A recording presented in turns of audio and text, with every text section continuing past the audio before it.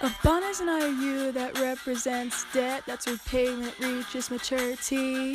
The names of these bonds are savings, treasury, municipal, corporate loss is pretty junky.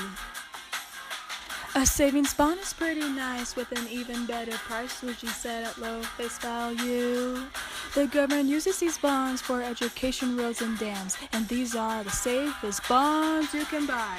Time taking it to reach face value is called maturity. This can vary depending on the bond you buy. It gives the seller time to pay interest. Bonds also carry interest. This compensation by the seller for the time to mature and can be returned many different ways until the face value is paid for good. Now the next bond is treasury, made up with T-bills, notes, and bonds. Each one has a different rate of maturity. All of the bonds come from the government, which would make them safe, so you don't need to worry.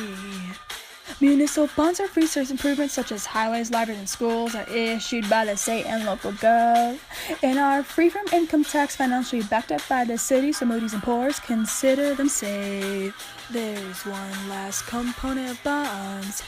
Coupon rate is the one. Every bond you buy has a interest rate received, whether semi or annual. All bonds have a rate of interest, which is the money paid back to compensate the loan at the rate decided at purchase.